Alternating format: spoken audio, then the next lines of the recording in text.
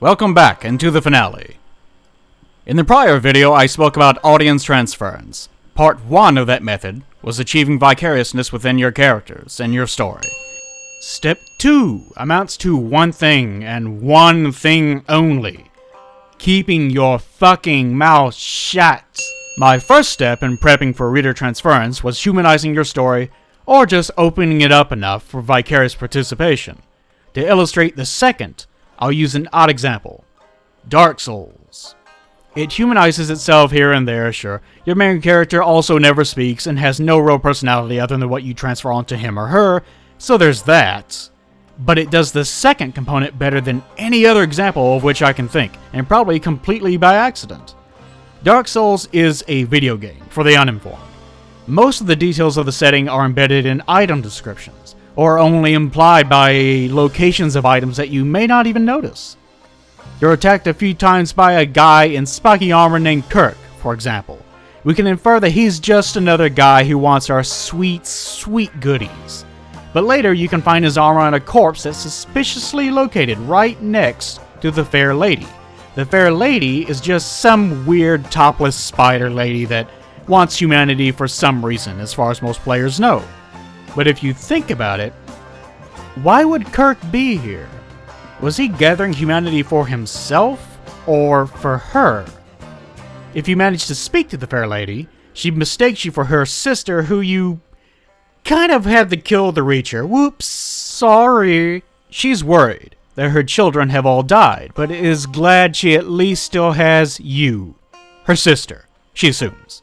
She's not a sinister person, she's a very sweet, kind person whose sister you killed, and whom you are now apparently impersonating. Now, was Kirk repenting for the same crime in his own world? Did he come for her soul and died by her sister's hand? Were his motivations pure or were they evil? Who the hell knows? Point being, it's no Star Wars. It doesn't bring characters to the forefront of the story. Unless you even bother to think about your own actions and the area that you're in, you will never, ever realize that the story even exists. Most of them are barely even implied. Well, what the hell is the advantage of that, you may wonder?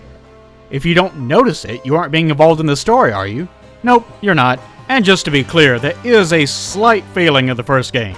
The second has its own problems. But the point is, if you do happen upon even one of those little stories in the game, it immediately involves you in the setting.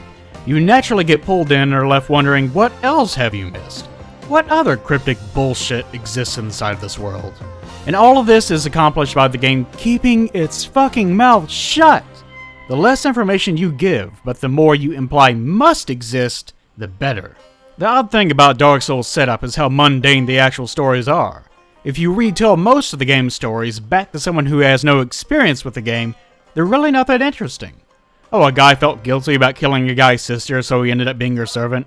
Okay. So a strong guy fights his way to a city of the gods, but he falls off some rafters and dies? So what? A daughter of a knight tracks down her father and has to kill him because he kind of turns into a zombie thing? Again, so what? There's nothing that complex or fascinating about most of the stories you'll find in the game in their own right. It's the fact that the information is implied, and the fact that the player is vicariously launched into these events and has to discover them on their own that gives them the illusion of great depth. There's nothing really that deep about the Dark Souls games other than their cryptic nature and the need to be an active participant in the narrative to figure them out. Anyway, as a writer, this can be very hard. It's difficult to assume your audience is intelligent enough to catch every single detail. Even in online projects I've done, I've included minor hints to bigger mysteries only to find that no one picked up on them at all. I know Kazurat of Prequel Adventures has mentioned that he has the same problem. But as a result, especially as you get more excited about what the story is heading, you face the danger of getting caught up in your own ideas, and turning your character into your own personal megaphone. They will elaborate on your own genius, or tell the reader the whole plot just to make sure that they're up to date on it. I call this narrative masturbation, and it's a big problem amongst a lot of writers, especially 13-year-old writers. Hey, what are you doing in that bathroom? You better not be giving narrative exposition in there. Go away, I'm reading. Since you're learning as you write, you can easily end up telling what you should be showing. On that note, I'm sure that you've heard show, don't tell. You can't involve readers if you spoon-feed them everything. If your theme is, say, something like, the impoverished treat government like a mother, then you can't have a character say that exact line. You have to try to get your reader to come to that conclusion on their own. And sometimes it ends up being debatable what your book was even trying to say because even you aren't convinced by the end of it what it actually meant. Your audience needs to be a participant in your story, not a witness. Hell, Gripe's Wrath ends with a grown-ass man breastfeeding from some woman. I was definitely a participant in that story. But back to Dark Souls for a moment. I'll give you my favorite example from the game and why I chose it to represent this need to keep your mouth shut. That example is the comparison of hollowing, which is a game device, to Alzheimer's disease. No, this is an actual thing, really. Now, let me emphasize this. Alzheimer's is a terrible disease. Others may be painful or will ruin your body, but the person that you are remains. You can be strong to the bitter end, communicating your wishes for a better future to the world, or even using your disease as a powerful way of uplifting others.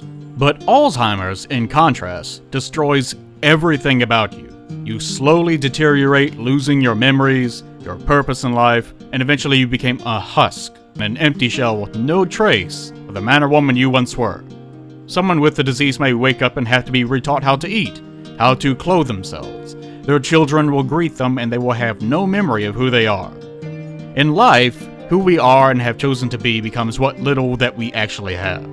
I think, therefore I am. To have that stolen from you removes you from the core of what it means to be alive. A dying woman's spirit can burn just as brightly as it ever has as her physical vessel fails. She's still strong and leaves the world with that strength. To instead have that flame slowly extinguished, and your right to be a man stolen from you, your accomplishments, your heritage, and your friends and your family burdened by the slow degradation of the only thing that makes you who you are, that is perhaps the most terrible fate. Now, I've seen this more than once compared to the game. Characters lose their humanity and eventually become hollow, directionless things that move without much of any purpose. But the amazing thing is, this is never in the game in any form. At best, the humanity system was meant to be about the human condition, sure, but nothing so specific. This is the ultimate sign of a game that's handling its narrative perfectly, by keeping its mouth shut and letting the players discover and assign their own meanings. The game addresses enough to let the player let it be about whatever it is that's important to them. That whole reaction, and all the ones players have that are like it, are caused by this method of storytelling. You don't necessarily have to avoid having characters speak, or being such a reductionist that you barely have any story at all, but there are many ways of enabling a reader to read into what you've given them. That's where the phrase comes from, after all. Your audience's response will increase the more they have to work for the stories. If information is merely told to the audience, no one cares. Imagine if someone in The Godfather had at some point told Michael Corleone, "Hey, I thought family meant everything to you. If you keep chasing the American dream like this, you may end up having to kill your brother or something." It probably would have ruined the whole movie and a single line of dialogue. The more you respect your audience, the more you enable them to invest themselves emotionally and intellectually in your product. And as a result, they will assign more and more of their own personal revelations to the story. The genius of this sort of thing is that people will take the things they care the most about and then find those traits in your narrative, even if they never intended for them to be there in the first place. It's the cooperative nature of storytelling. The ability to understand one another by drawing upon a shared experience. That's the true strength of all writing. I'll leave you with one less experience of my own. Although I never participated in theater during my college days, I was, rather graciously, allowed by the head of the department to take a dramaturgy writing course. Dramaturgy is a fancy word for theatrical screenplay writing, by the way. Adults have to make up words to make themselves feel more important, kids. I struggled at first in this class because I was writing in the same way that I would write at home. Writing for theater is incredibly different in that you want to give as little information as possible. Rather than telling the stage director what is placed where, what everyone's clothing looks like, and telling the actors what their motivations and feelings are, you instead give them almost nothing at all. I learned eventually I should write only the dialogue and basic stage actions, and that's it. Theater is a cooperative art form. Everyone is a participant. As the writer, you aren't there to make your story come to life. You're there to give them enough of a skeleton to create art on their own. This was the great lesson of that class for me. You are not the master of the world that you are creating. You are, in fact, only giving the actors, the director, the masters of wardrobe, the audience, the reader, the player, enough groundwork for them to create their own experiences. You're still telling a story, but once you're on stage, published, or in theaters, it's not your story, it's theirs. While this video most certainly has not proven the correct method for writing for the rest of history, and I pray is probably full of logical fallacies, lies, and outright slander, I hope it has been a collaborative experience for you. If it's drawn you in and gotten you to vicariously experience it on your own terms, then I've done my job.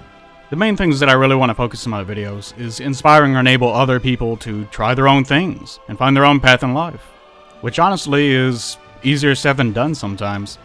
Ultimately, the only things humans have are their own heritage and one another. So kids, treat both with some degree of reverence.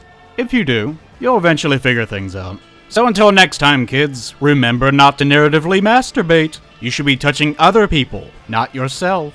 But that's okay too. Everyone has the right to explore.